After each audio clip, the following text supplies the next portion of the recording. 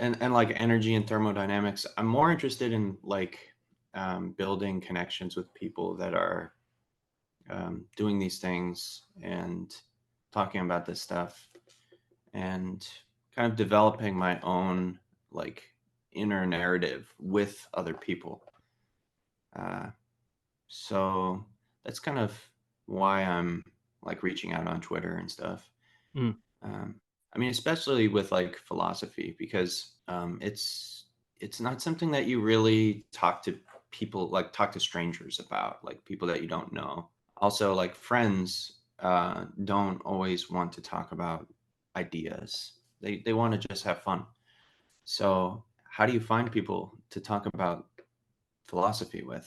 It's hard, you know. Yeah, I think there's two sides to it. So the first is that you need to kind of, because the people around me don't actually are not, let's say, are not interested in philosophy, you have to simplify those ideas to people, which actually makes you think about things more clearly, if that makes sense. Mm, And on the other side of the spectrum, which you mentioned, which is not finding people to actually speak about on those, I guess, deeper technical ideas, is another drawback to it. But I see it almost like there's a silver lining to it, I guess, which is the fact that you actually have to clarify those technical or very philosophical ideas to people who don't really read a lot about these things or all these sorts of yeah, things. I, So, what do you think I about that? totally agree. Yeah. I totally agree. Yeah. Yeah, so that Um, I can relate to a lot of what you said actually with regards to building communities and stuff. And I think around a year ago, I had this realization where I was like, if I don't actually make my thoughts public, they're not going to be deep enough, if that makes sense. So it's almost going to reach that wall that I'm not going to be able to kind of overcome, if that makes sense. So I had to get out of my comfort zone and make my thoughts more public when it comes to X, for instance, or just interviews and talking with people. And even, as I said, going back to my point, just trying to talk to people more about these ideas, making them public, because I used to think that reading can actually take you so far, but I've mm, realized that it doesn't really take you that far. You have to actually share your ideas with people. Number one, yeah, speaking, writing, all these things. there's Yeah. something about having to articulate to somebody else that makes you think about everything in a clearer way. Um, like with teaching, they say that if you're teaching somebody, one way to learn something is to teach. Uh, but yeah, so I guess I would agree that another reason why I want to develop community is to sort of, and I think I might have already mentioned this, but is to just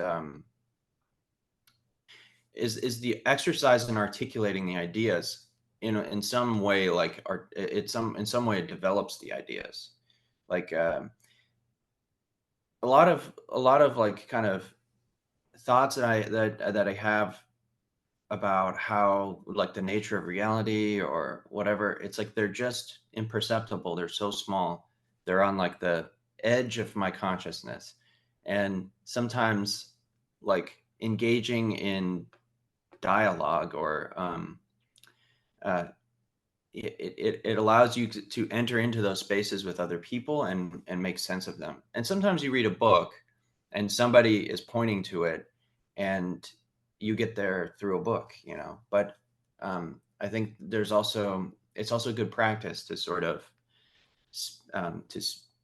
try to explore the ideas with other people.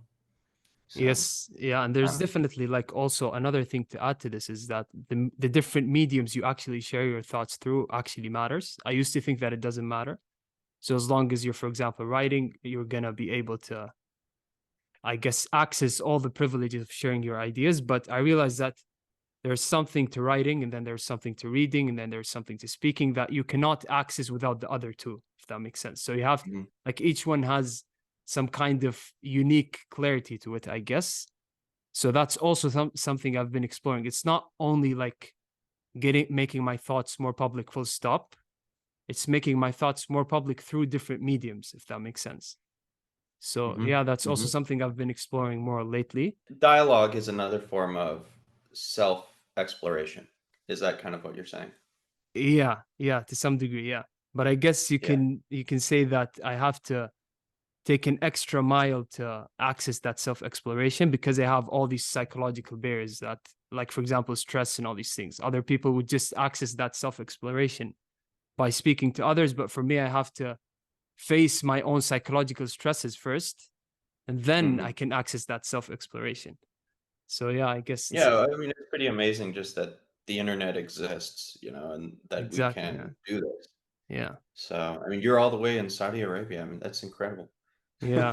Yeah. Yeah. And The I'm in internet is, California. I mean, we're on opposite sides of the world. I had a feeling you were in another country because I noticed the times that you would respond or make posts was like really late for me. I yeah. was like, either this guy's a night owl Yeah. Yeah. That's true, or he's actually. in another country.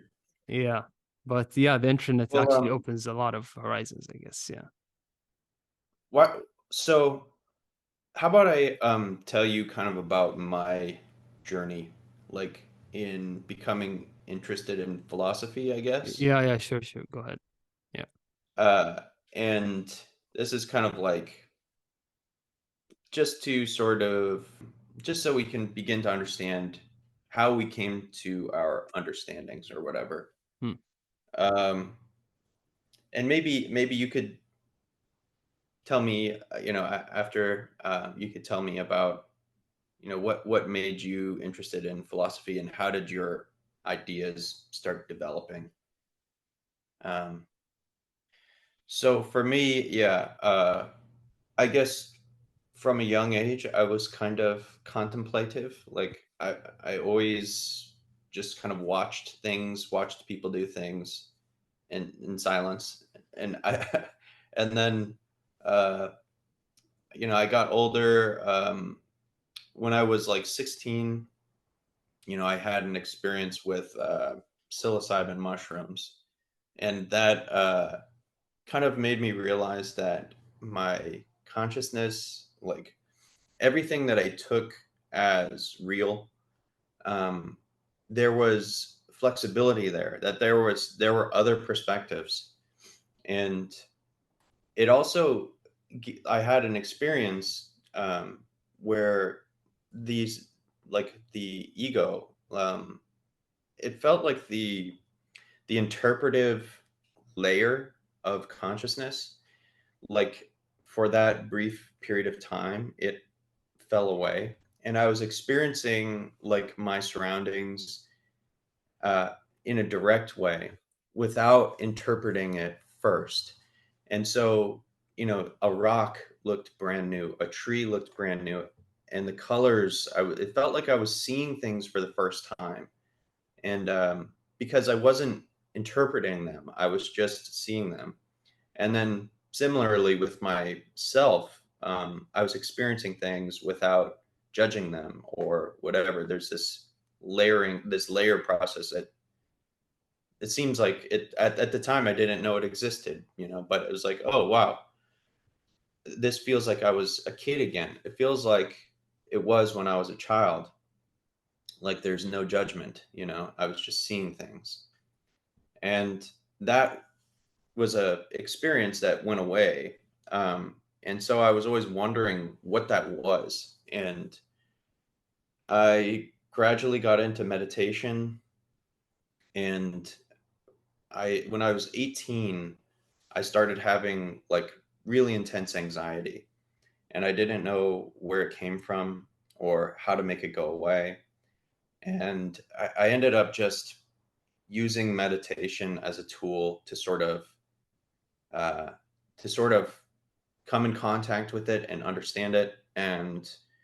Uh, and for the next like 10 years or so, I was practicing meditation a lot. And um, I was studying with, or I wasn't studying, but I mean, there's this meditation teacher guy who I sort of think of as a sage. And he was like, he was guiding me through this process of kind of allowing the it's like relaxing into the deeper levels of the self. And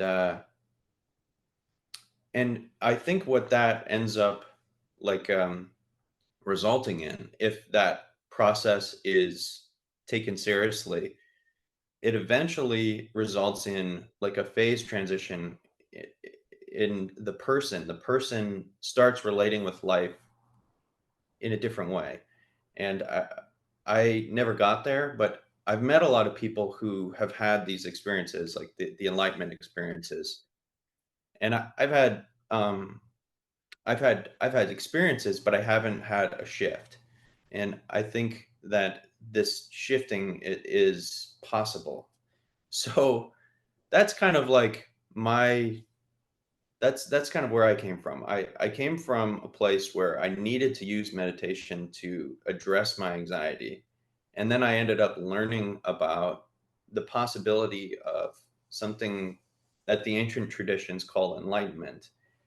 But we could call it a lot of things. And enlightenment sort of enlightenment uh it like presupposes as if it's like the end goal, you know, if it's the Mm. last thing that Yeah. you do is enlightenment, it's like Mm. death almost.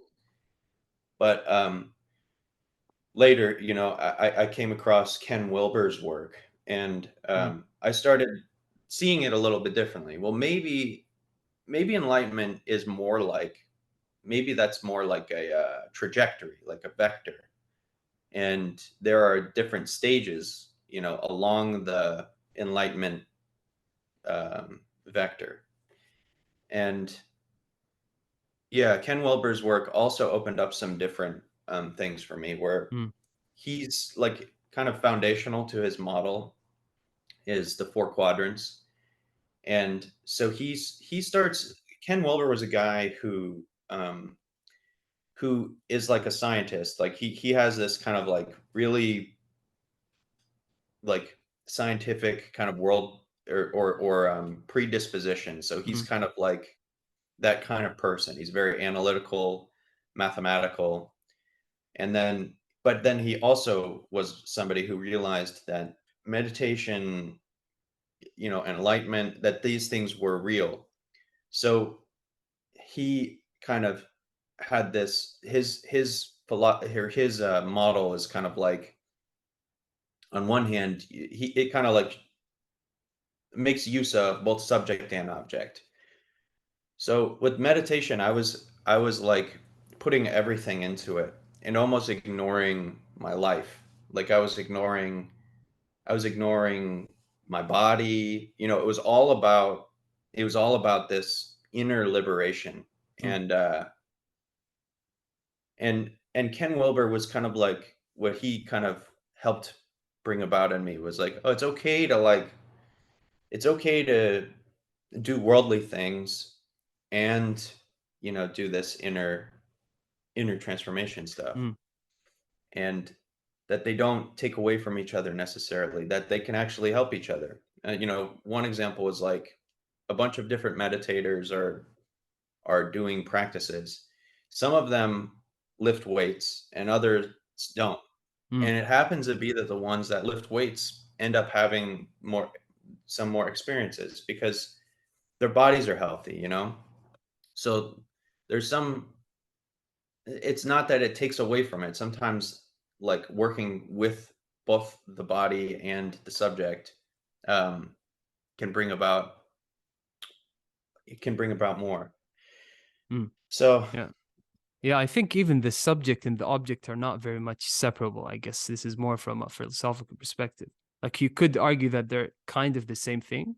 They're just a yeah, continuum, but we just separate them to actually understand them and make sense of them. right. Yeah. Yeah.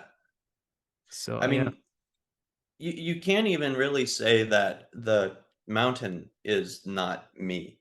Like, where is the boundary of the self? The boundary of the self is something that we impose. I mean, it's you know, it's we can say that the boundary of the self is the heartbeat, you know, or you know, it's the like we kind of intuitively know what the boundary of the self is. Yeah, It's yeah, like, yeah. you know, because if we die, you know, we don't know what death is, so we don't want that to happen. So the genetic programming or whatever, it identifies itself as, you know, keeping the body going. Mm. But, if you look at the body, like in a microscope, there's like trillions of cells and uh and bacterias, and the bacterias have different DNA. And so is the bacteria myself? Is the cell myself? Yeah.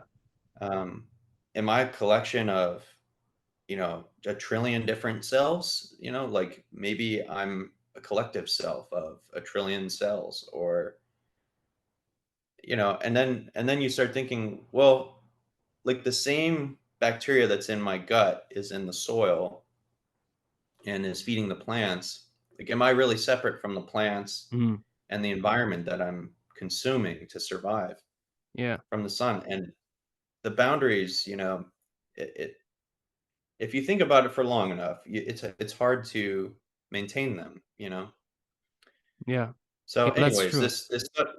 this subject object duality is something that I began to explore, and um, in a way, like it's sort of like I see two aspects of myself: the inner dimension and the outer dimension, and that I can do both. Mm. There's no reason why I can't enjoy the world and enjoy living in a body, and at the same time, have a deep connection with nature and reality Mm. and creation and the self. Yeah. So I think that's also kind of like what. yeah, yeah. I once shared like a video through X, I guess, which talked about this idea of lack of separation, where Einstein called it a delusion of consciousness, basically. So he was like, anything that we actually try to separate is a delusion of consciousness. There's one thing that's called the universe, I guess. So yeah, that's what he had to say about this idea of the subject and the object. But yeah, that's interesting. And I think Yeah. with regards to meditation, do you have, I guess, is there some kind of specific thing that meditation requires, or is it whatever a person actually tries to project to it? Is there specific things you have And to do in order to meditate by definition, or no, I mean, really, like, the meditation is like a set of tools, and there are different techniques, and so people have different approaches to it. But for me, it was kind of about a deep inner relaxation, like, and also just an observation. So, mm, like observing what is, and allowing the parts of myself that can relax to relax. And this ends up going real, like, because it's like this relaxation is infinite, like it just keeps going. And it's also the irritation is infinite, because you start seeing that the self is bound, like, to all of these identities and beliefs and feelings and sensations. And as you let it go, the the energy is freer to move, because it doesn't get caught in like a it doesn't get caught in a belief or an identity. It doesn't just stay somewhere. It's able to just flow. So as the identification and the attachment to these things lets go, there's a different state of being that comes about. And I don't know, whatever. I think if somebody's trying to get into it for the first time, it's really just about getting to know oneself, in a deeper way, and also relaxing and feeling what is. mm. Yeah, It's I getting definitely to know didn't one. have. Yeah, go ahead. Sorry. It's okay. Well, getting to know oneself and getting to know what is. You know. Mm. Yeah, that's interesting. Yeah. I definitely didn't have like an acute, I guess, experience of, for instance, like a very vivid memory of having an experience that actually shifted my perspective. I think it was like a group of milestones throughout my life. I can't remember any specific, I guess, moment that actually made me turn my attention towards philosophy.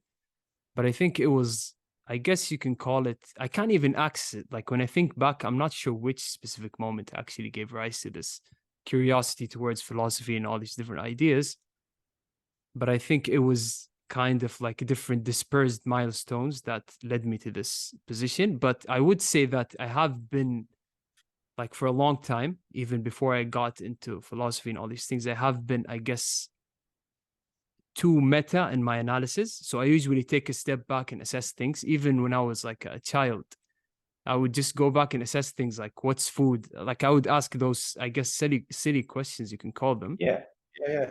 Yeah, but yeah, I had that impression of my thought process, I guess, of being meta.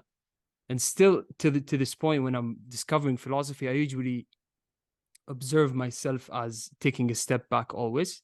Like if you present to me an argument between capitalism and socialism, the first thing I would do is like I would just take one step back and see what's the common ground between those two ideologies, for instance.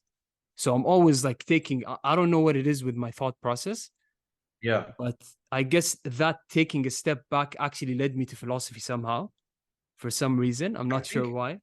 So yeah. it's almost like, you're, um, trying to understand the underlying, or it's like the things that connect seemingly different things, like the underlying rules of whatever appears to be different or separate or two different things, you know? Yeah.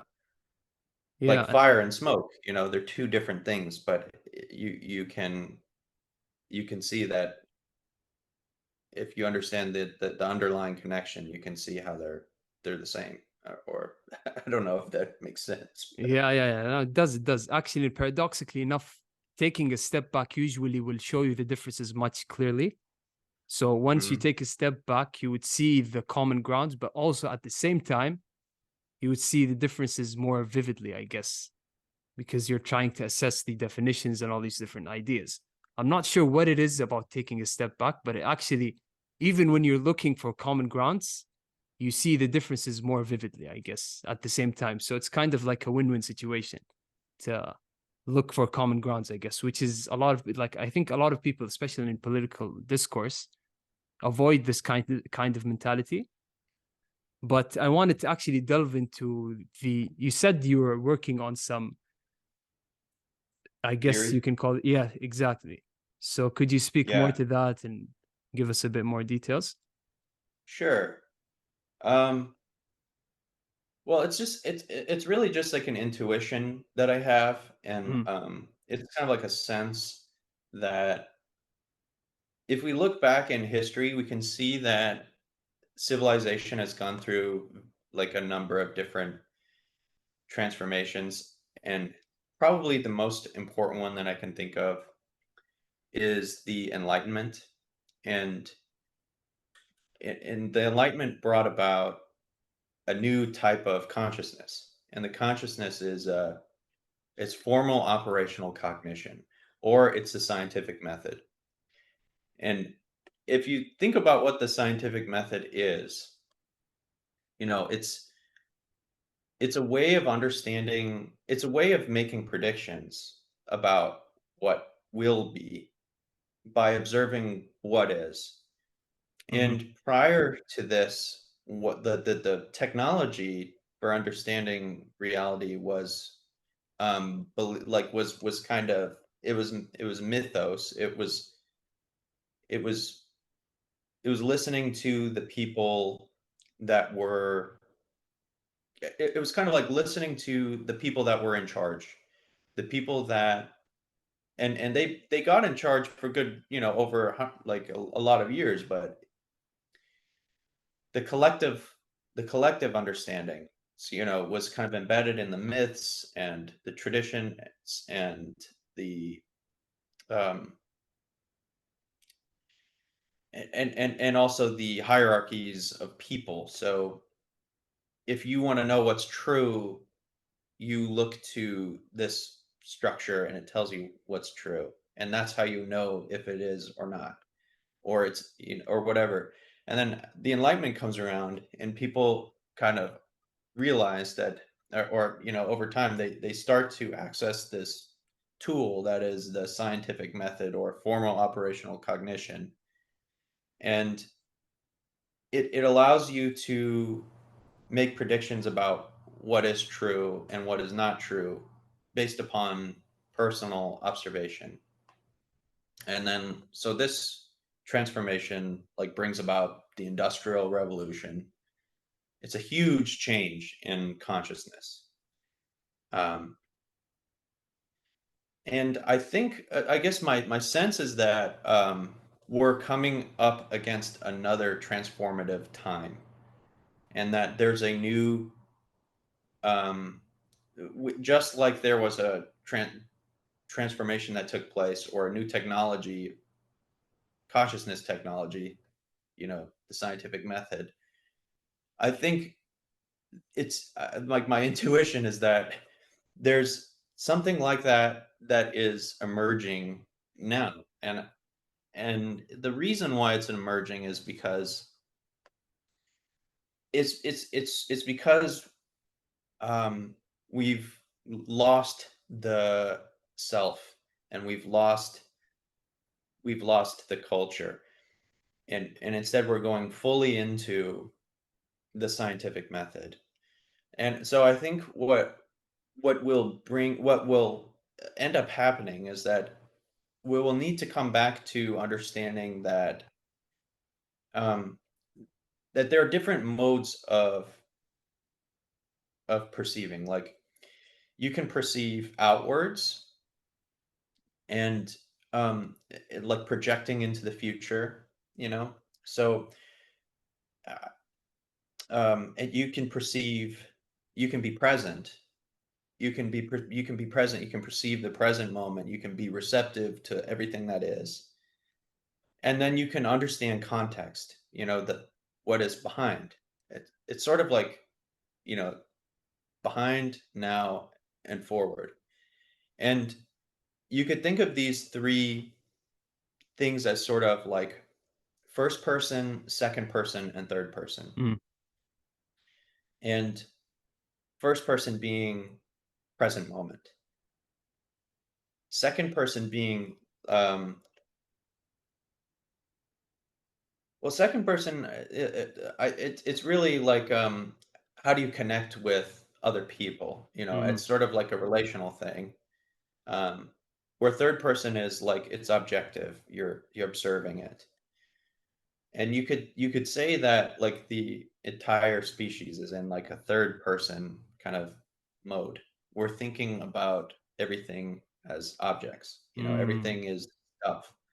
But we're detached from the second person, like morality, and we're attached from the first person, like beauty. So yeah, the sense is that I think this first person, second person, third person, like, um, these different modes of consciousness will have to be understood as irreducible. So you can't reduce third person into first person, and you can't reduce second person uh, into first person or third person. That you have to kind of take all these perspectives at the same time and be able to play with them together. mm, And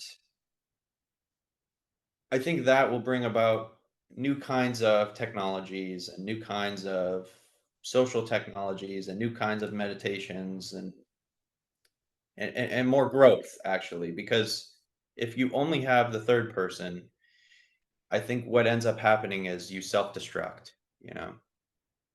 You create an atom bomb and everything mm, explodes. Where if you're taking in all of these perspectives, you create nuclear power, and and it's regenerating the ecosystem, and it's teaching people how to know themselves better. That it matters. It matters why you do things. mm. It's not just that you do them. Yeah. Yeah, that's very interesting. I guess you can call it amplifying the third person is as a result of technologies, maybe, because we see the world through the technologies we actually use. So, for example, computers and all these things. So, the explosion of technologies, I think, gave rise to this third person lens that we see the world through. So, we've kind of marginalized the first person because we're kind of seeing the world through different technologies like computers and all these things. And a good example of this is actually intelligence. So, you see people like, I think I saw you like discussing this with, I think, Sam Altman a few days ago, where he was saying that empiricism is, I'm not sure what he was saying, but he was saying like basically that empiricism is good and rationalism is bad, which Yeah. kind of implies that intelligence is only accessible through empiricism, which is kind of like it's a contradictory idea because everything about intelligence is first person. So it doesn't make sense to me that someone would actually give that much weight to the third person. But going back to my original point, I think the reason why people actually give more weight to the third person is because they see the world through those technologies. So they would explain things like intelligence through computers. They would think that intelligence and computers are the same thing, basically, or artificial intelligence to be specific. So, yeah, that's also one perspective with regards to the third person. Yeah, I mean, Sam Altman didn't respond to me, by the way. Like I just posted Yeah, to yeah. him. But yeah, I think the mistake that he was making, because he said in his tweet, it was something like intelligence is I forget exactly what he said. It's like the answer or something like Yeah, that. yeah, yeah.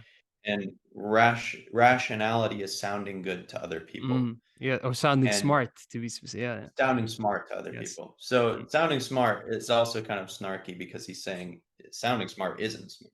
Yeah, yeah. But rationality is more than that, It's a lot more than that. Mm. Rationality is making the kinds of decisions it's like it's making the kinds of decisions that hmm, Yeah, yeah. I'll help you out with rationality. I think yeah, I've been reading a paper like a few days ago about actually this specific topic of rationality. mm, And he defined ration. Basically, there's a guy called, he's a psychologist in the University of Toronto. He's called Keith Stanovich, if you want to look him up.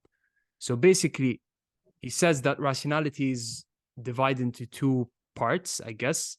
One is called instrumental rationality, which is the ability to fulfill your goals. And the other is called epistemic rationality, which is the ability to hold truthful beliefs. So you have rationality being divided into two parts, I guess. And what he said was that those two things are not necessarily related to intelligence. So someone can be intelligent, but not rational in that specific definition.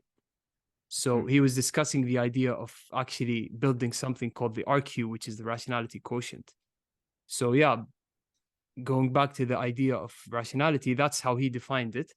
But I think your sense is that it's more first person. So, would that definition be close to your conception of rationality or? um, yeah.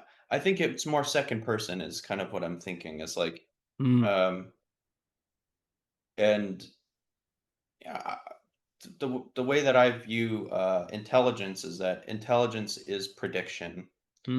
that's Like interesting. Yeah. you're predicting what is to be, and to the degree that you can do that is the degree that one is intelligent. Mm, Where knowledge is about understanding the context of um, of a situation. It's looking backwards. Knowledge is understanding the past, yeah. and understanding how it leads to the present. So if you have a lot of knowledge, that can help you make predictions.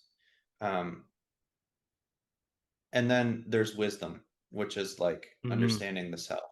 And so again, there's these three kind of modes where one's looking forward, one's looking inward, and one's looking backward. There's knowledge is backward, wisdom is inward, and then intelligence is forward. Mm, And yeah. if you only have one mode of being, and you only think that this is the only mode you can go in is forward, forward, forward, forward, forward, and you don't understand knowledge and you don't understand wisdom, um, And rationality, I would argue, is some mix between knowledge and wisdom. Mm, You know, it's yeah. um,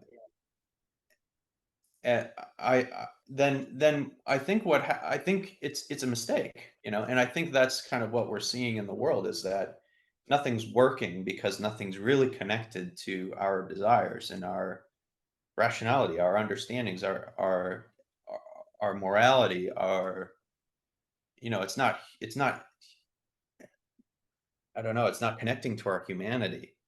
And if technology and progress and all this just goes into that mode, and it doesn't come back to it doesn't appreciate the first person or the second person, then it's self-destructive. Mm, You know, it eats nature, it eats humanity. It yeah. just uses them to get somewhere. You know, Mm, yeah. I think and I think yeah, I'm just sorry. making Go ahead. no, yeah, that's it. Yeah, yeah. What I wanted to say is actually, I think intelligence, like one part of it is, I guess, prediction, as you mentioned. But I think prediction is a result of intelligence. So it's kind of like I guess it's a necessary condition. Prediction is a necessary condition for intelligence, but it's not sufficient in the sense that it's not a holistic point of view of intelligence. So you have prediction, which is a result of intelligence, but there is a cascade of events that has to happen in order for that prediction to happen, if that makes sense. So I think of prediction as a result of intelligence, but it's not completely intelligence, if that makes sense. Would that Yeah, be a accurate depiction of your? I don't know. I mean, it's really arbitrary. It's just how we want to model and define things, but I tend to think of intelligence. I tend to think of it as just as prediction. That's just how I personally think about it. But I Mm, don't say that it's right. I don't, that's just yeah, how I think about it. yeah. And well, the kind of where I get that from is like artificial intelligence. Basically what artificial intelligence is or what it does. With LLMs, large language model, GPT-4 or whatever. It's just trying to predict the very next word. That's all, or letter or Mm, character. yeah. And so, in order to understand the very next character, it has to understand all this other stuff, So, to the degree that it can predict what the next character is, it is more intelligent because it understands it understands everything in order to make that prediction. Mm, So, really, that's kind of what AI, artificial intelligence, is doing right now. yeah. I mean, when they talk about like artificial intelligence as like a consciousness or something like that, I think we're very, very, very far away from that. Yeah. Me too. But um but if we're just talking about artificial intelligence as like a cybernetic tool, for prediction, uh it's a thing that makes predictions. And that's kind of my sense of what intelligence means to me. Mm, But the reason why I can say that is because I also use think of the broader framework of intelligence through the lens of wisdom and knowledge and intelligence. So I mm, actually think of all these things together as something. We might be able to call that intelligence, but we might call it something else. mm, Somebody who's wise, somebody who knows, and somebody who's intelligent, all three of those combined. What is that? I don't know, yeah. I but I think think, that's what you're talking about. yeah, yeah, exactly. Like for me, I kind of think of like intelligence as almost having two kinds of qualities. So it's qualitative and quantitative. It's quantitative in the sense that you have to hold more than one stimulus at the same time. So animals are not intelligent because they cannot hold more than one stimulus. So they just get hungry and then they eat, for instance.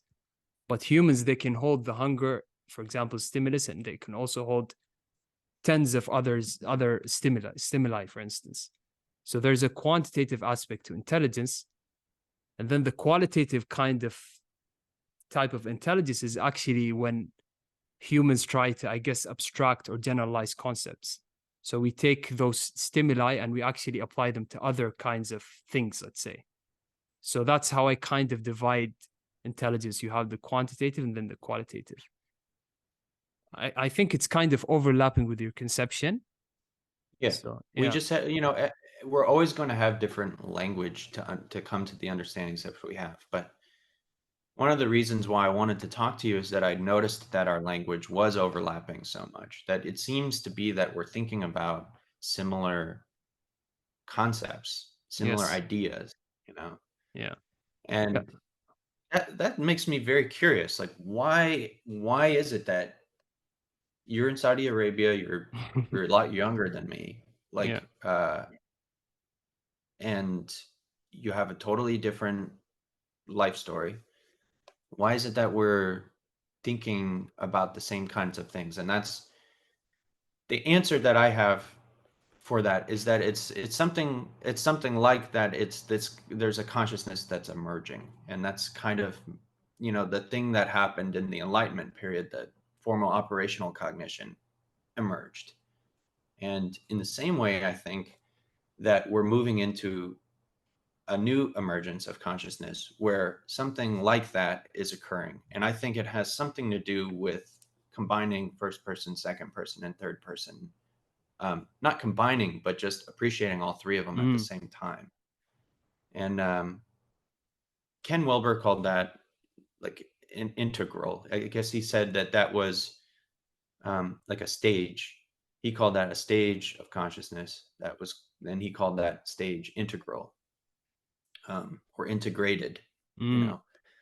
Um, but a lot of these thinkers that I really appreciate these days, like Brett Weinstein, for yeah, example, or um, I or there are others. Daniel Schmachtenberger is yeah, he's probably my favorite thinker. Forrest Landry. Um, yeah, they're utilizing. I mean, Brett Weinstein's. Um, he's pretty objective in how he operates, yeah. but somebody like Daniel Schmachtenberger definitely pulls from all of these dimensions at the same time, um, and can enter into these different modes, like the mode of being, or the mode of becoming, or the mode of doing, you know. And yeah, I've just been thinking about that. So I Cool. think one thing that actually shocked me with regards to the similarity of our thought process, I guess when we use the same exact word to describe truth. Like I'm not sure if you remember this, but back in Feb, I believe, we both used the word asymptotic for truth, which kind of shocks me Oh, because yeah, it was such a crazy moment for me. I just had to think about it for like 10 minutes because it's a very specific word for a very abstract concept. So the probability of both of us using the same exact word is I don't know, infinitesimal or something like this. But yeah, I I'm didn't not even sure. remember that, but yeah, yeah, Yeah. I had that thought once, that it was the truth is an asymptote, that you can get, like, it's like, because when you're thinking about what is true, it's like it's an abstraction, it's like it's a representation. It's where we're really like, again, if we come back to the first, second, and third person, or Mm, the different modes of being, like looking backwards, being, and looking forward, like only in being can you really be in the truth. You can't know it, but you can be it.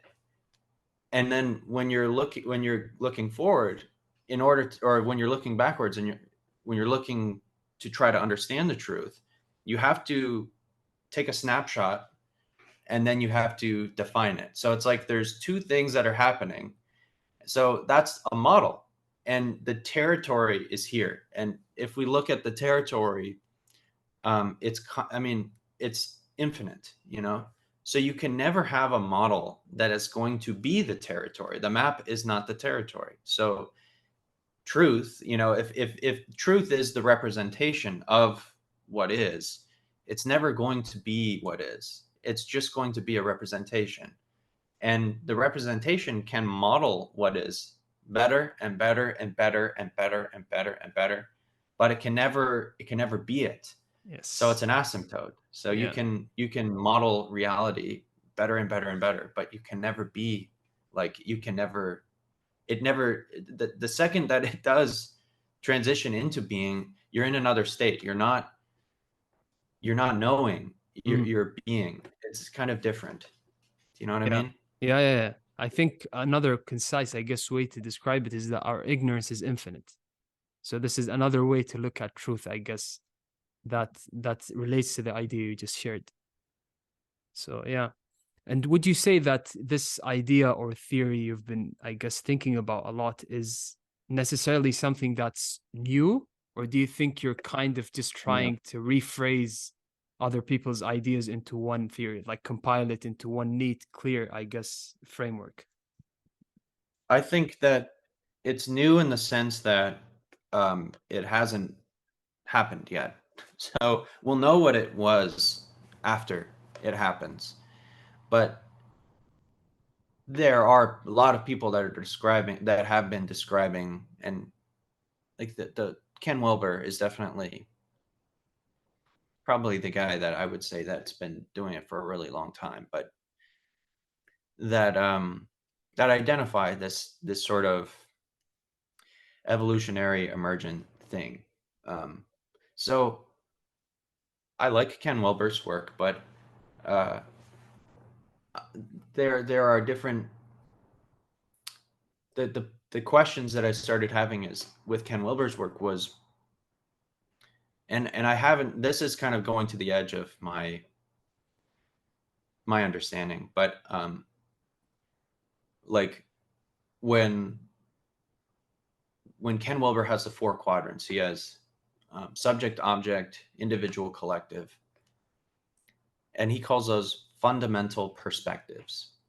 And so I asked the question, why are they fundamental? Like, what is fundamental? Like, why that? Why not something else? Why not, you know, black and white or male and female? Or why are those fundamental perspectives?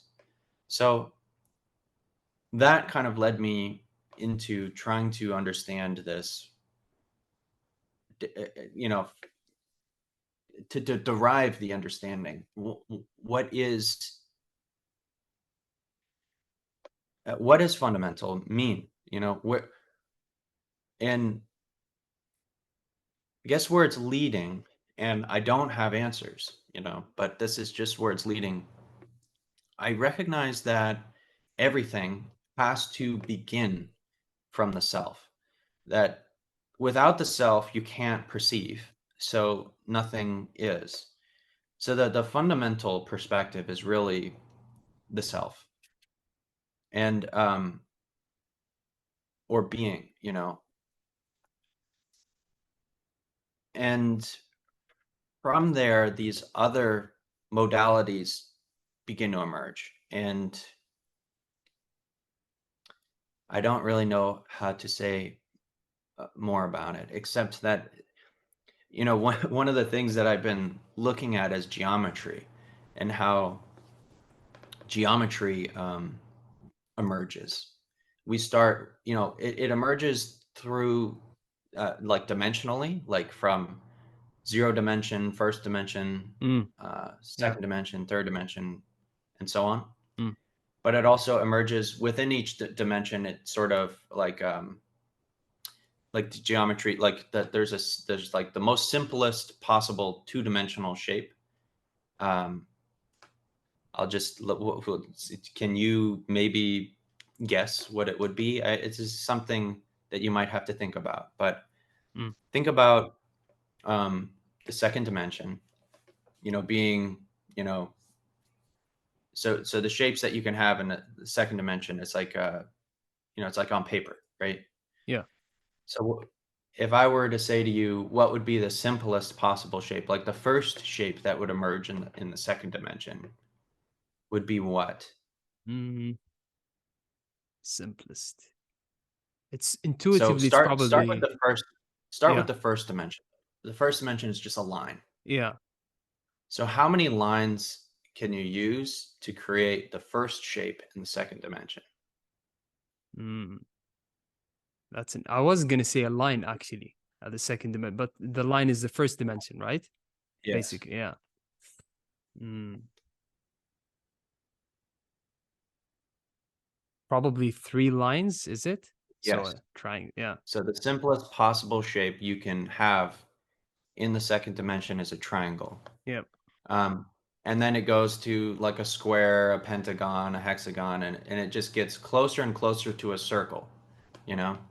And similarly, if you're going up to dimensions, you have a point, you have a line, then you have like a shape, then you have like an object, and then you have like a hyper object, which I don't know if we can.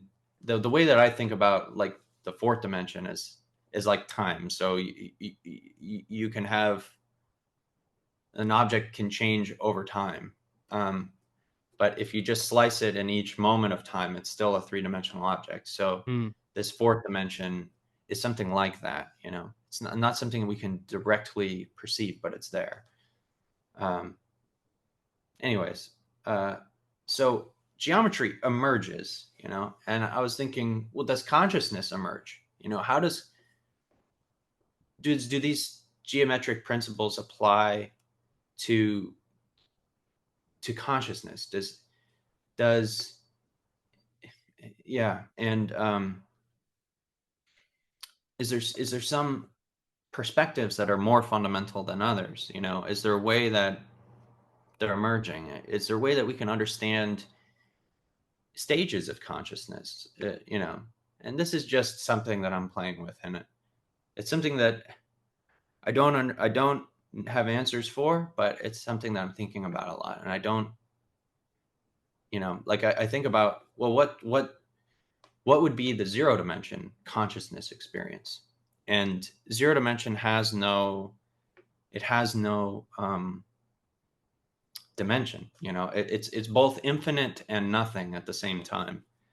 And the only thing that I can think of that would be that is something like God.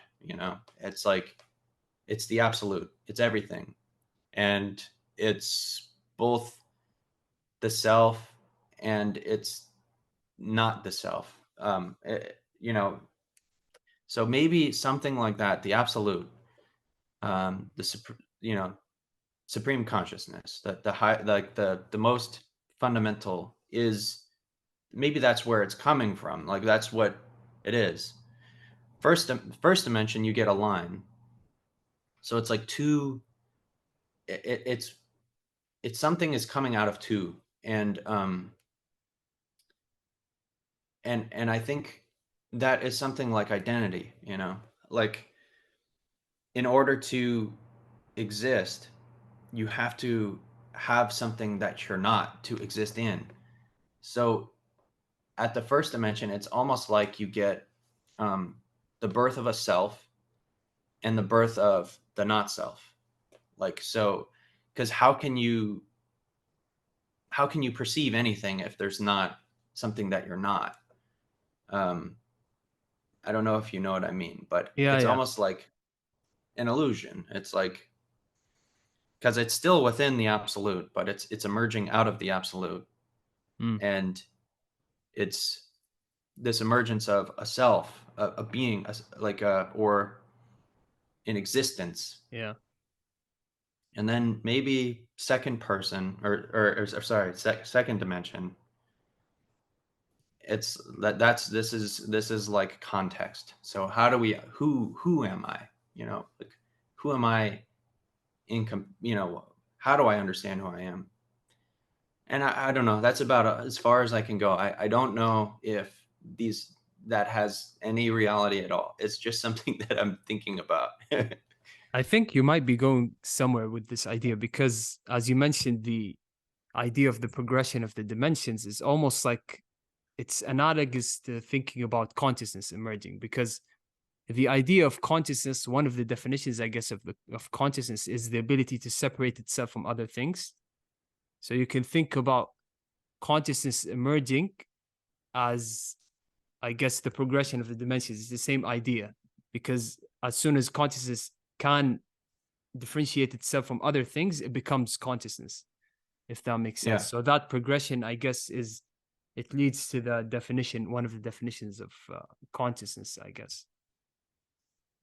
But yeah, it's Yeah. very interesting. It seems like you're trying to kind of not, I guess, discover something, but you're trying to derive the ideas, why did, for example, Ken Wilber think about these ideas?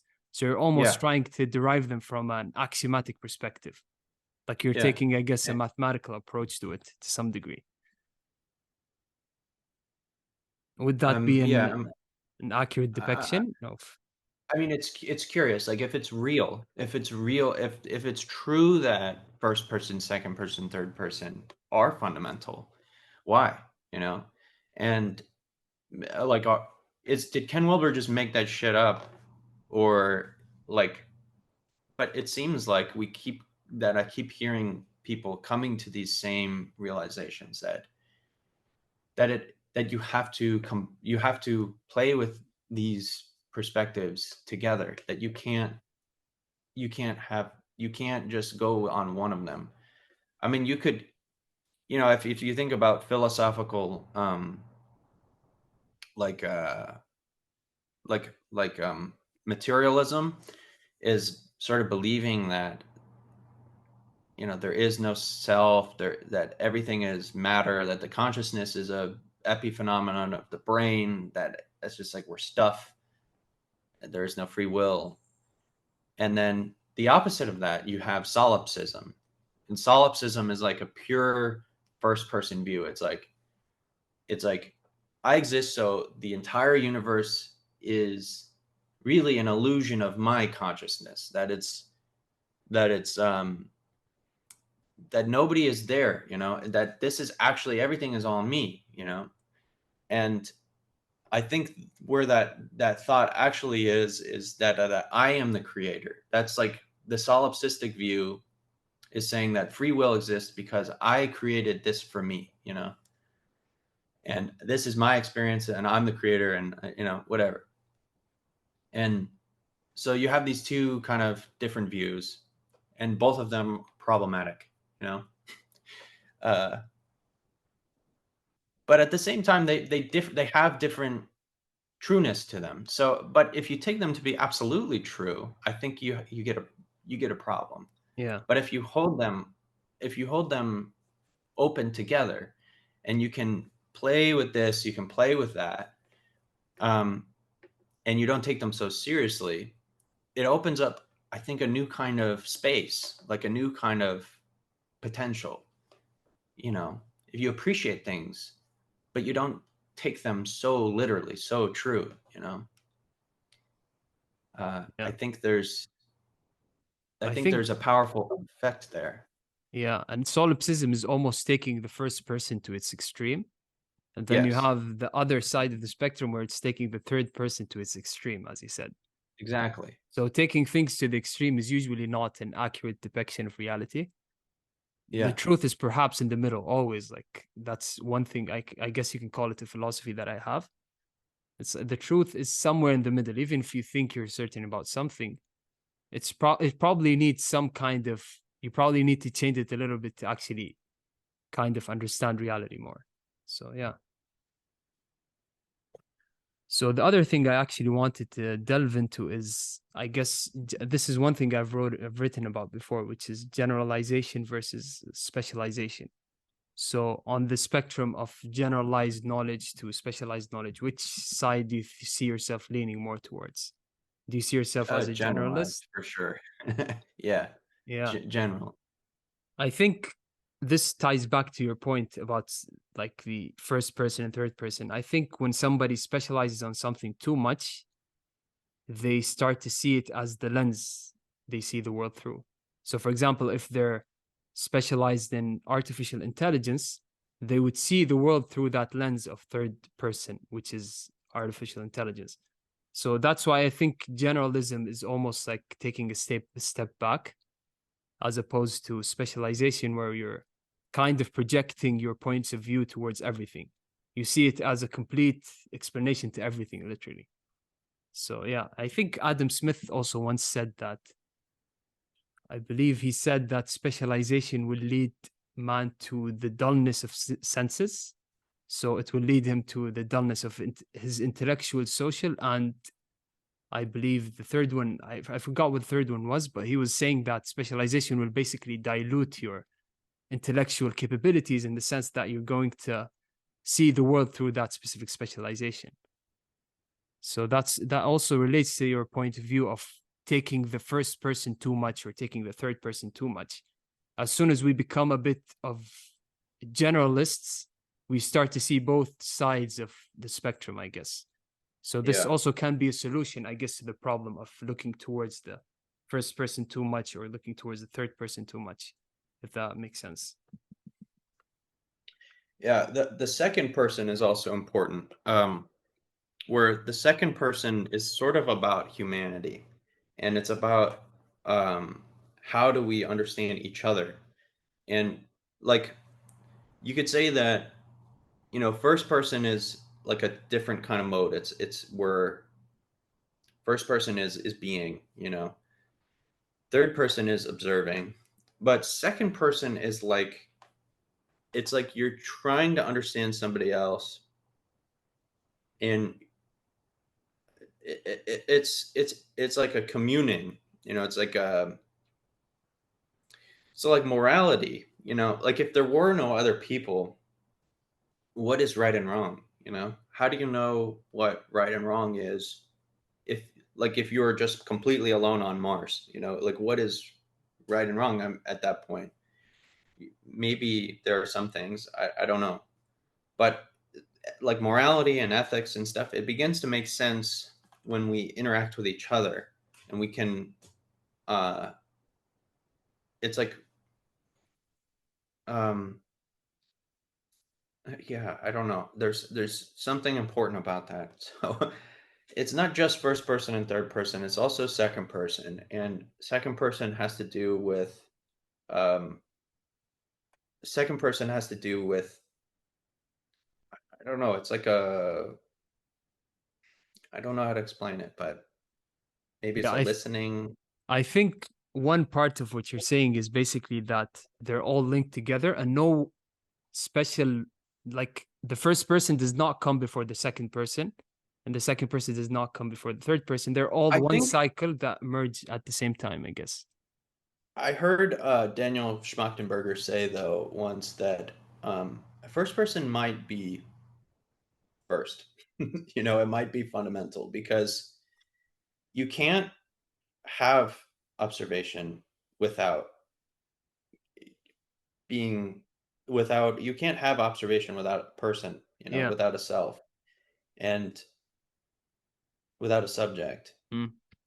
Um, but he kind of put it different. He said that like it's sort of like the appreciation of being is where he used this triplication where it was like being, becoming, and doing. Mm. So like he's like you can't have an appreciation of what you will become or what you do without having the appreciation of what is or you know so he kind of said that first person is fundamental, more fundamental, Mm. and maybe it is, I don't know, but certainly I think certainly like it's good. You have to be able to bring in all of these different perspectives and flow through them, but it might be that the root perspective is the self or something, so I Which don't know. is which is kind of Just ironic that we actually marginalize the first person when it comes to science. yeah. Like the scientific method is like full of first person perspectives. Like the idea, the topics we choose to make scientific progress on is a first person choice. It's not a third person choice. So you see people actually marginalizing the first person when at the same time the first person is the thing that actually gave rise to this, I guess, idea or insight or whatever it is. Possibility to begin with. Yes, exactly. So it's kind of ironic that it's the first thing, but we actually marginalize it when it comes to, I guess, science or any other endeavor. Yeah, absolutely. Yeah. So I want to delve also into money as well. because Okay. I've noticed one thing in your thinking or your thought process that perhaps is not, I wouldn't say it's not present in my thought process, but I would say it's more present in your thought process compared to my thought process. So the thing is energy, actually. So you kind Mm. of think about the framework of money, for instance, through energy, for instance. So Yeah, yeah, yeah. that's something that actually I've, when I went back to our tweets or back and forths, I saw that a lot of them actually contained energy in the discussion. So I what I, love the topic of energy. Yeah. yeah. Thermodynamics. So, Mm, like, if we take the entire universe and we just look at it from birth to death, mm, uh, what happened was all of the energy was in one place. It was all here, and then the Big Bang happens, everything goes out, and all the energy spreads out. It turns into all its simplest stuff. And eventually, everything becomes um, totally small and totally spread out. So there's no order to it anymore. There's no more suns. There's no more planets. There's no more, everything's spread out. So you can think of like the trajectory of the universe. Like you throw a stone in a pond. The pond makes like a big ripple. There's waves, and eventually those waves get smaller and smaller and smaller and smaller and smaller. And if you come back in 100 years, the pond will be completely still. mm, There will be no perceptible ripples, but there really are ripples. They're just so small that you can't perceive them, but you can't make use of them. So, like where before, right when you threw the stone in, you might be able to put some wave generator thing, and you collect the energy from that, and then you use it to heat a house and whatever. For a little while, the mm, heat runs out, the waves run out. You no longer have that anymore. You're converting the energy into something for a little while, and then it's dissipating. Um, but 100 years, when it's all still, you can't do that. So the energy doesn't disappear. It doesn't. It's still there, but you can't use it because so that's what entropy is. Entropy is this process by which energy goes from ordered to kind of like spread out. mm, It's called chaotic, but um, and so if we look at um, if we look at life and we think about what life is, life. Um, well, we'll come back to this, but mm, so if we just look at Earth, um, we have the sun, we have the planet, and the sun is pushing out all these rays, all this energy. And normally, like, so it's hitting Mars, but it's just bouncing off, and then dissipates, it turns into heat. It's nothing.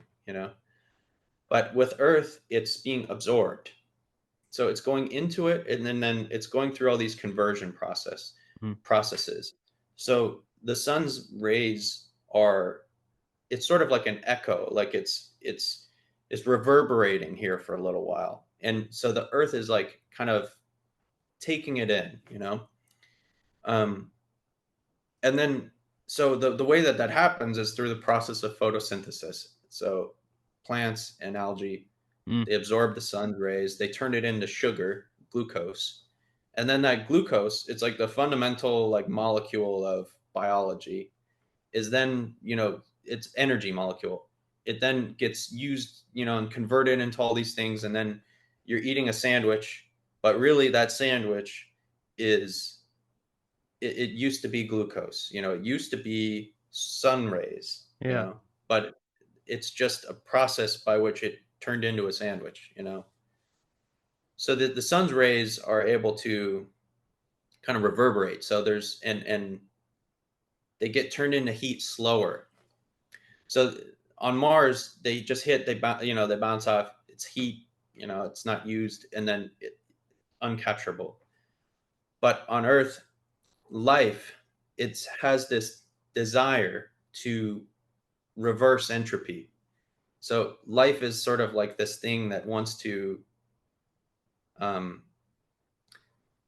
that wants to slow entropy down, you know? Mm, So it absorbs the rays, it turns it into glucose, and the energy is like running through this system for a long time, and then it turns into heat, you know? Where if the life wasn't there, it would just bounce off and turn into heat. mm, So life is this process that is trying to sort of turn things into it's trying to stretch out the time by which something turns into heat. mm. Yeah. So all of life is needing energy to do anything. If I want to go for a hike, if I want to climb up a mountain, I need to eat food, you know? That's energy. And then I burn it and I can go and do things. But when I'm out of food, I can't. You know, Mm, I can't move. I die. Um, so all of life is looking for energy in the form of food. It's just consuming it. mm. And so you could say the fundamental like currency is energy. And but more specifically is energy that is contextually relevant to you. And so then you go up the chain and now we have humans like and then we have this concept called money.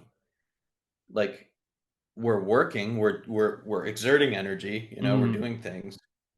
Maybe that leads to a, some sort of something that we make it stretches out the entropy a little bit longer, or we find some new energy source. So there's some added value there, and for that we get paid money, you know, and for the money we can then convert it into different things: food, airplane, whatever. mm,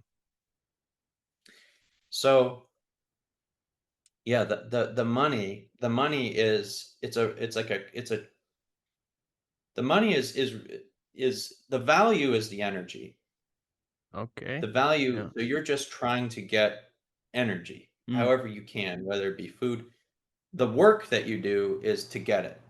So animals have to do work to get energy. They have to mm, hunt, you know, or whatever. Humans, they have to work and then they get the energy. And so the money is just a thing that can convert the energy into different forms, you know. Do I want a hot dog or do I want a hamburger? Or do I want rice or do I want chicken, you know? Or do I want an airplane or a phone, you mm. know? Uh, so what makes a good money? I don't know. I think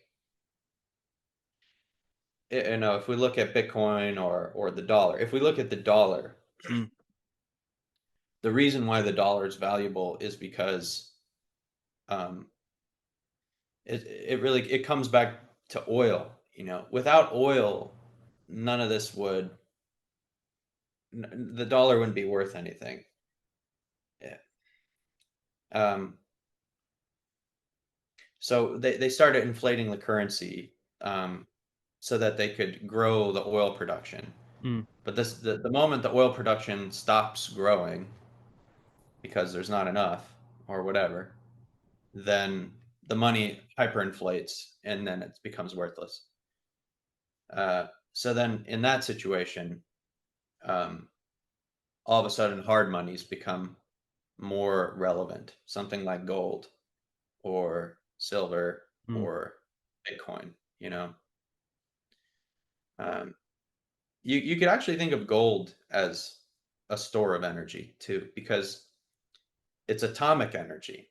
Um, the gold is a heavy element, and the only way that that occurs, it doesn't occur on the sun, it doesn't occur on Earth, it occurs on supernovas, like the intense pressure of an exploding star, like mm, was able to squeeze matter into gold. And so that's energy, you know, that's the energy of that moment. That's what gold is, you know. So maybe in some future civilization when we figure out how to fission gold, gold will literally be energy, you know. But mm. right now we can't. So it's not, but it's a good store of value. So what is money? Money is, I don't know, it's a thing that we use to convert energy into other forms of energy. Mm, What is value? Value is energy. It's energy that's contextually relevant to you, whether that be physical, and for humans, we have, novelty. We can just do things for fun, We could spend money on whatever. mm. Anyways, what do you think of that? Does it Yeah, I think make it's a sense? very, yes, it's a very nice summarization of how energy actually conveys itself. And I think to summarize your point of view on money, I think money is almost redeeming the energy we expensed at the present in the future. So I'm expending a lot of energy, I'm providing value, and money is a way for me to actually take that energy back in the future.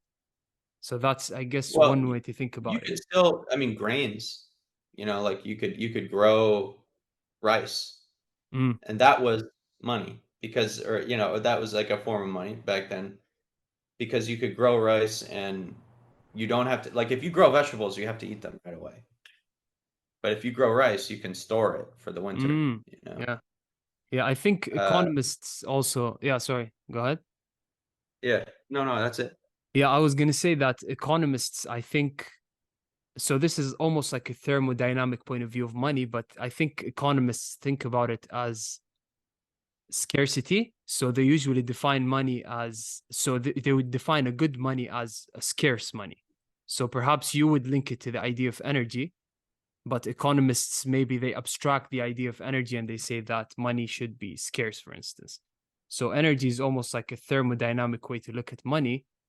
But I guess from an economic point of view, it would be scarcity that actually defines a good monetary system, for instance. Maybe we should separate the words money and value, Mm, because value, because yeah, value is what, I don't know, value, because I was thinking, like, it's not totally arbitrary that we value, um, some things over other things. I mean, at some level, it is very subjective. yeah, I want this thing, you want that thing, yeah. but That's actually the Austrian point of view. The Austrian economists usually say that value is actually subjective. Now the but Keynesians, which is yeah, I think there is a objective element to it yeah, where yeah, yep, value, is food. It's another life. It's another breath of life. mm, It's time. Value is more time. yeah, So at some level, it's about living longer mm, and having more ability to do stuff. More agency.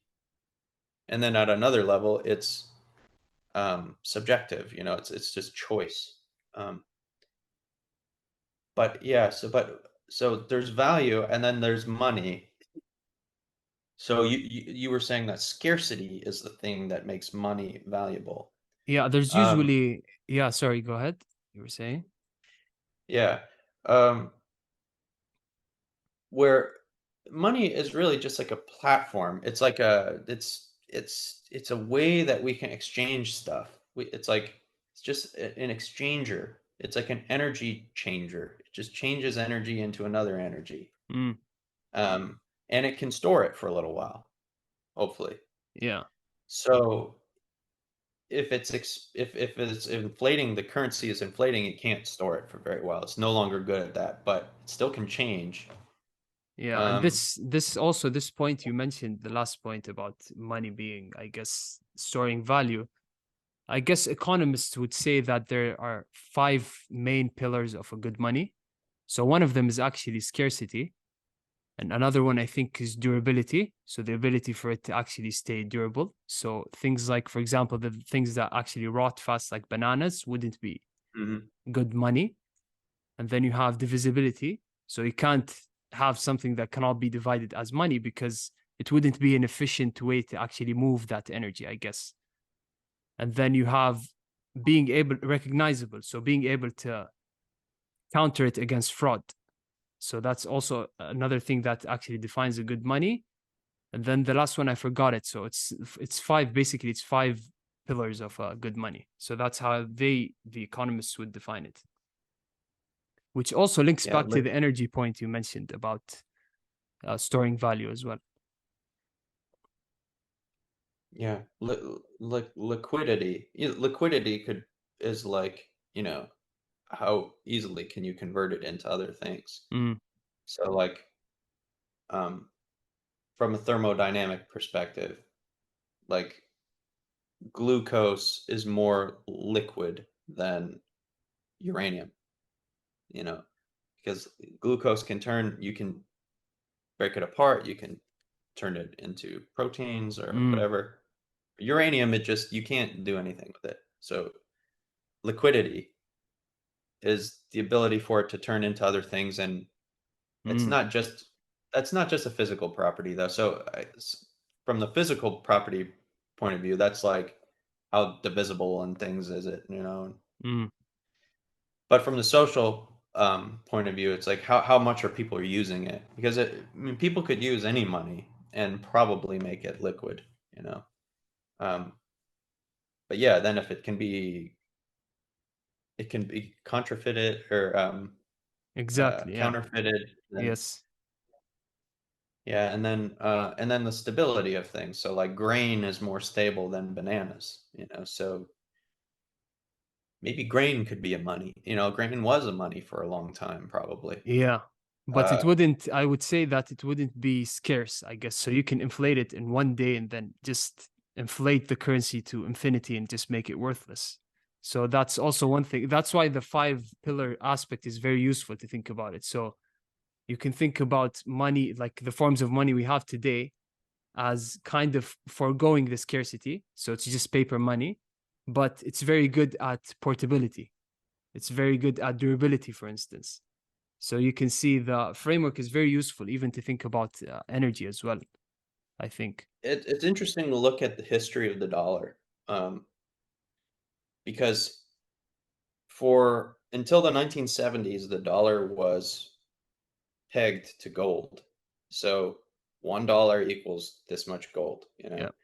and there was something called Fort Knox where they had all the gold, and then so something's during this time period, the United States is the biggest oil producer in the world. I think they were producing like 20% of the world's energy.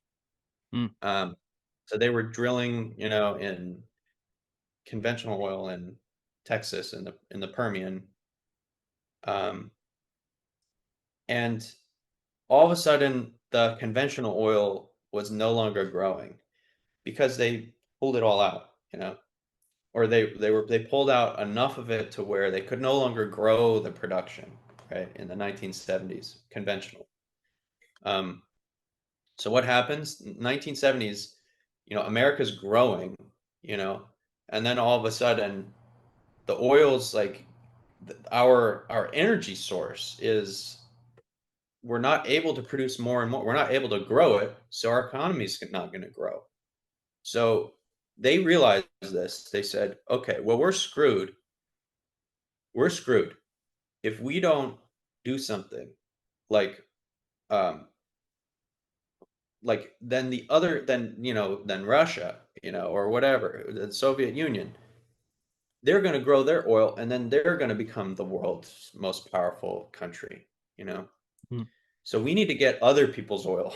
That's like what the United States was thinking, right? How do we get other people's oil, And uh so they changed the currency at this point. Like at the same point that the oil started slowing down in the United States, it was the same time that they changed the currency from gold backed to fiat. mm. So now they could inflate the currency, and inflating the currency is kind of like a way for them to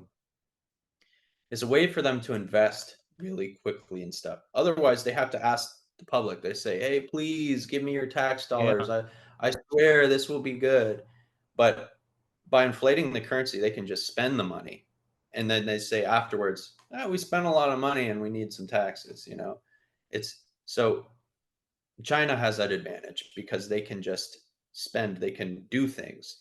Where the United States, has to go through the voters. There's all this process. It's slower in some ways. Mm. Well, one way that they got around that was by using a fiat currency.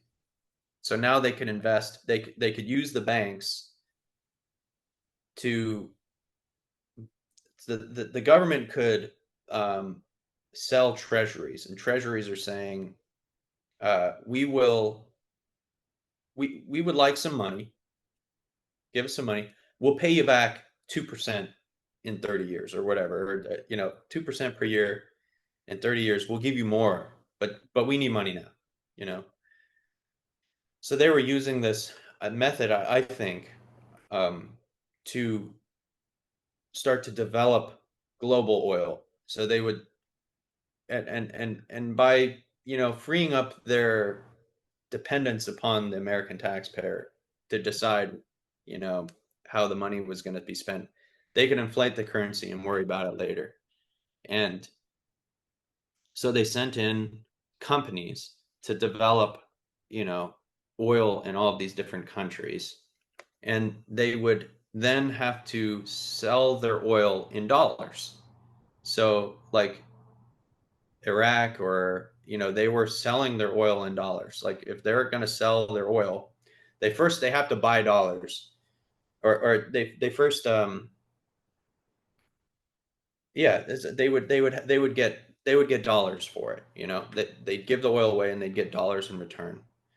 So yeah, anyways, this allowed the dollar to um this allowed the United States to continue growth. By growing the currency, they could grow the oil production, energy production, and continue growth, even though that the domestic production was declining. And and then 2008 comes around, and the United States figures out how to frack shale oil, and then they start drilling their own oil again. You know, and the United States has been a huge oil producer with shale production from Mm. 2008, but now that's slowing down. So, uh, the dollar is very closely related to oil, and I think the reason why people find it valuable is because it's connected to an economy that is growing, and the economy is growing because there's growth in energy. But the minute that the energy stops growing, um, then all of a sudden the dollar hyperinflates. It becomes worthless, and you want to look somewhere else who's got the energy, And if somebody else has the energy, then maybe they have an economy, and then you want to use their currency. That was a long-winded thing, Yeah. but Yeah. So yeah, you kind of think about money as, like, I guess from a macro perspective, linked to petrol or gas or whatever it is. So it has to be linked to some kind of energy. And I yeah, think inflating the currency to this point so it would kind of decouple at some point from the energy. So the energy wouldn't be able to grow, and then the dollar would, as you said, increase, and yeah. it They're would like, inflate it until, please grow. We'll hyperinflate, and then it's like, yeah, it's not growing. yeah, So then it just goes, boop, and all of a sudden, uh, nobody wants the dollar anymore. Um, yeah, yeah. I So anyways. yeah, going back to I guess the point you mentioned about fundamental ideas, this is something I've also been thinking about. So it's perhaps a difficult question to define, but what would you say is energy? Actually, at the first instance, what is, if somebody came to ask you what is energy, would you say it's just change, or what is it Oh, exactly? This thing we're talking about. mm. Well, where did it initially come from? Nobody knows. What is it fundamentally Yeah, I Nobody struggle to think knows. about this. Even time as well. Yeah. There are certain words that we can't really define, but we understand very well for some reason. Like I can't define what time is, but I kind of have it. And this goes back to the first person, third person. Like we have a first person access to some concepts, but we don't have a third person access to some concepts like energy or time. And you would see if, like, physicists, for example, define what energy is, but it's not that, I guess, clear, you could say. It's just some mathematical notations that are referring to some kind of abstract concept that's perhaps not a good definition, I guess.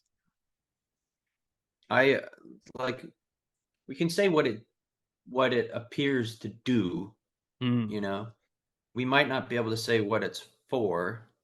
We might not be able to say where it comes from, mm, or what the nature of it, what it is fundamentally.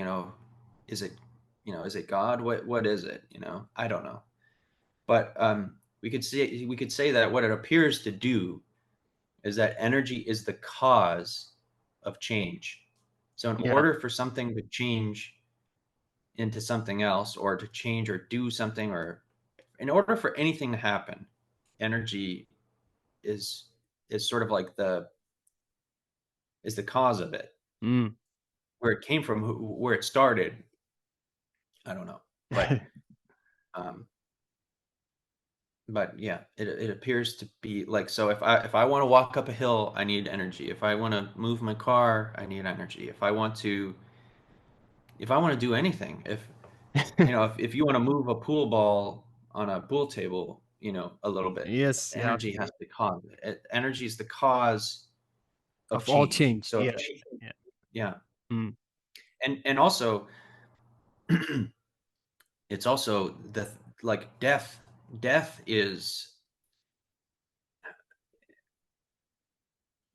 death is it's like the thing that's happening to all. um it's like energy is needed to fight off death, Mm. because otherwise the coherence will just break down and fall apart. So we need food, we need energy to. I don't know if it's like life, it requires energy. Yeah. I don't know if that makes sense, but Yeah, no, no, it does actually. That's how I think about it at the first instance. It's like it's the instantiation of change, I guess, is one way to put it. So yeah, another thing that's actually related to energy is technology. This is also something I've been thinking about a lot.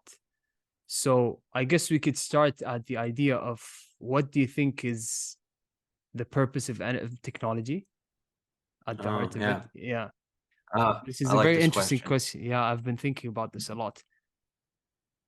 From a thermodynamic perspective, um, as I was saying, like before, that the sun's rays come in and the energy cycles for a little while before it turns into heat. Mm, Technology is sort of like this. Okay, we could think of evolution, right?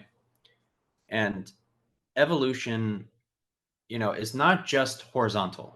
It's not just like, oh, there's some oranges over here, so the animals go here and they become really good at eating oranges. And then there's apples over here, and then, oh, like now they start just eating apples. There's like something that happens in evolution where they go vertical. It's like bacterias become multicellular organisms, uh, become like insects, become uh, you reptiles. Like there's a higher complexity like that comes about through evolution. So there's not just this horizontal evolution. There's also a vertical evolution, and I would define the vertical evolution as technology, in a sense. That technology is like, and from a thermodynamic perspective, the um, it's sort of like the amount of energy and the efficiency at which the energy can be used, and the number of different sources that the energy can be used. It's sort of like this. The slowness of the entropy is the degree to which something is technologically advanced. So if you look at the entire Earth, when it was just like the first organisms weren't able to really take in that much heat, or they weren't able to take in that much solar energy. There's just a little bit of them. And then it becomes, algae. And then it becomes, there's this whole ecosystem. So that the energy is like cycling through more and more as the biosphere becomes more technologically advanced, technology. Mm. And then, humans were able to use all these different energy sources. The amount of energy output is higher. We're using the energy from solar energy from millions of years ago. That is oil. This is old solar energy. Uh, so if you take like the flame that goes off in your car from the oil, that's that's the light that was hitting the earth millions and millions of years ago. It's pretty crazy. Mm. But so we're able to take in more energy sources. We're able to increase the amount of energy. um, and I could say that I think that has something to do with technology. That technology is the amount of energy that you can use and the efficiency that you can use it, and the number of different sources that you can take it from. Mm. It's a model that I'm working with, but yeah, I think it's sort of like this vertical cosmic evolution, to Yeah. sort of That's say it that's in a an short way. interesting definition because I think in light of everything you just said, humans are included in that definition of technology, I guess, because they're kind of reversing entropy, I guess. So that's also Trying interesting. to it local. That's like the when I asked GPT about it, it said it's a localized slowdown of entropy, but it's not a absolute slowdown of entropy. So we're using more energy here, but we're also like, because of the laws of thermodynamics, you can't really slow down entropy, Yeah. but you can localize it. You can localize the slowdown, but Delay it basically. it's delayed for us, Mm. but for the universe, I don't think it is. Yeah, Like, I yeah. think the universe will go through heat death at the same time, no matter what. I don't think you can speed up heat death, and I don't think you can slow it down. Um, Mm. So but it's I don't not, know. yeah, yeah. It's not an absolute reversal of entropy. It's a relative, as you said. Yeah. Yeah. Mm.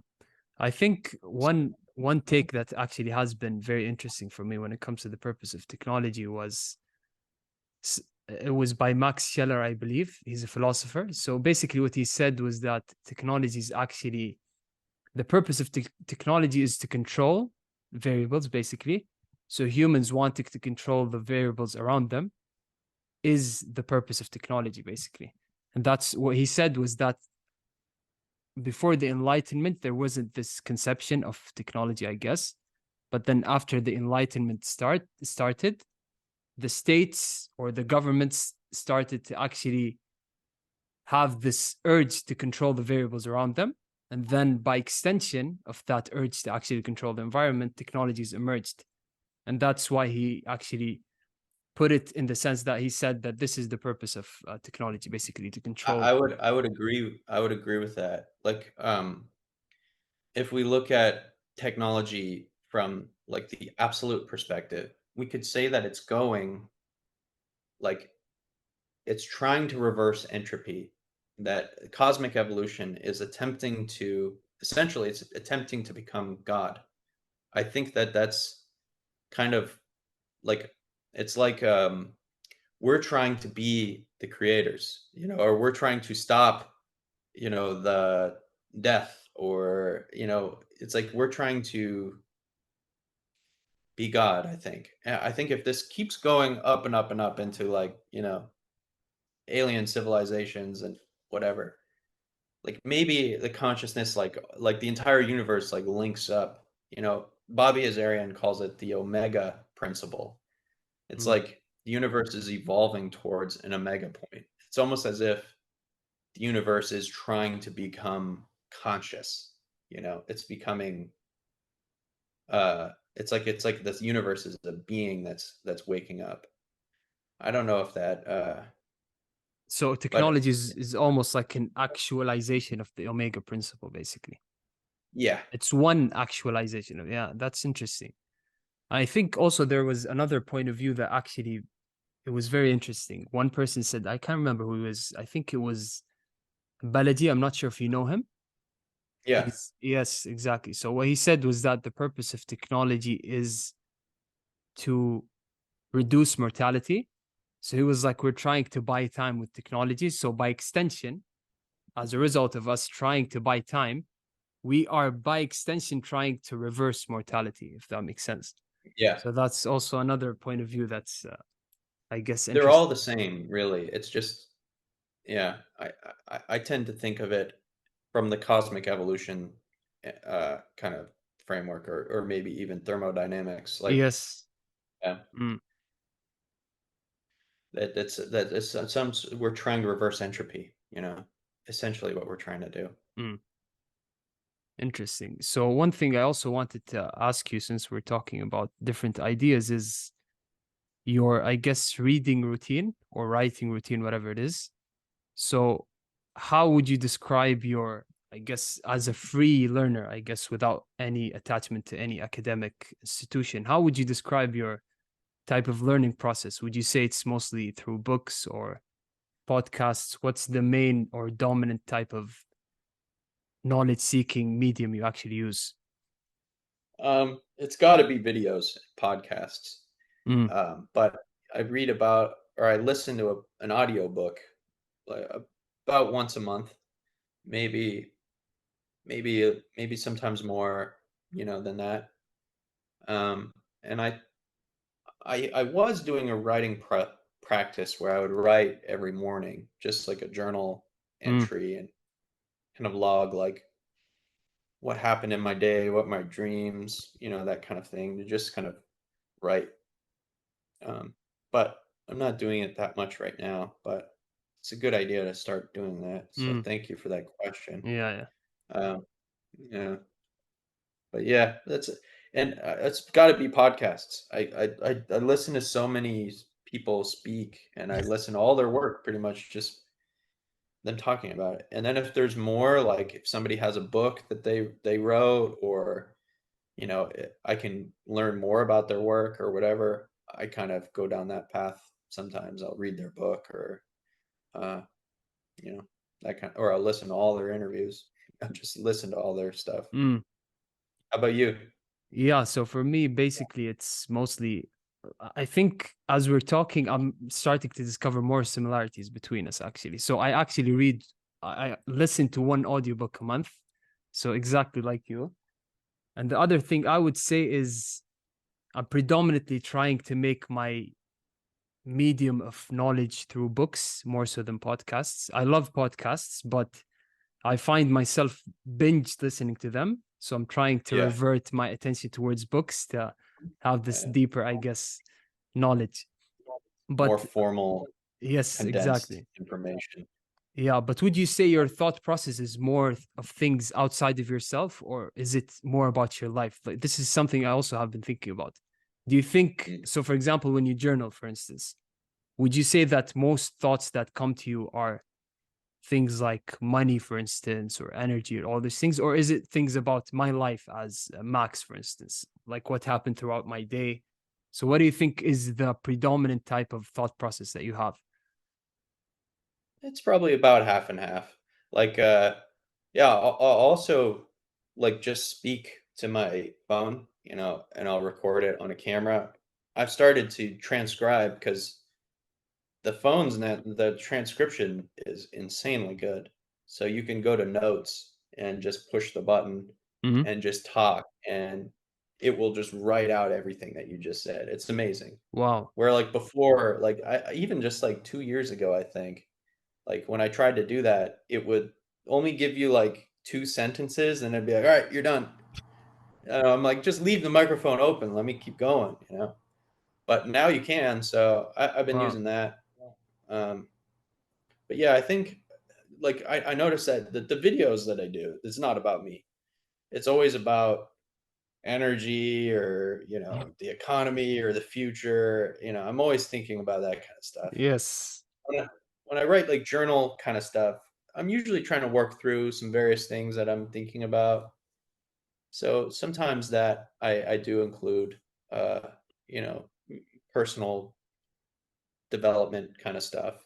Mm, Um, yeah, so it's about half and half, I would say. But yeah, I yeah. don't know. I don't think too deeply about the personal stuff. Like it's not. It's more just like, how do I get through this one little thing? This thing's bothering me. I want to get through this. How do I move on from this? Maybe I got to go do something nice for somebody or whatever. Mm, Feel better. yeah. Yeah, I think I'm probably similar to you, but I think I would say it's probably 80-20 for me. 80% is things outside of myself. I'm not sure why sometimes, like, even when I'm having some kind of dilemma, for instance, let's say my tire went flat, for instance. Even Yeah. when I'm like, let's say I'm fixing my tire, whatever it is, I would be thinking about things like money, or I'm thinking about energy and all these things. So I'm not sure what it is about my thought process, but I'm always thinking about these things, even in times of, you can call it, I guess, I mean, a flat tire is not distress, of course, but I'm just giving it as a small example. Yeah. Yeah. Yeah. Yeah, so That's that's also cool. yeah. And I think that's why X is a pretty nice form, I guess, to share your thoughts, because you can always go down the route of exploring new ideas through X, I guess. So yeah, what has been your goal through for X? Is it like to grow, or is it just to share ideas, or is it to find people like and have conversations like this one? What do you think is, I guess, the purpose of you joining X and sharing your thoughts? I guess it would be twofold. On one hand, I want to develop my thinking, and I want to develop my thinking with people like you. Mm, So this helps me to be able to, if I have things I'm constantly thinking about, like but thinking about them, it's just up here. When you actually have to talk about it, it's a lot more messy, and you need to organize it into like concepts that are, I don't know, that can get communicated to other people. So I want to develop my thinking and my speaking through like community. mm, There's also like, if I can meet people that are doing things in the world, it's not just about what I'm talking about, but it's yes. like I didn't talk about it, but I'm into agriculture. So, if I could meet other people that are growing things and uh, you know, raising food on a small piece of land or whatever, and actually meet them and see what they're doing, you know, that would be valuable to me too. Mm, Also, like work, I mean, if I could find interesting work opportunities, that would be cool.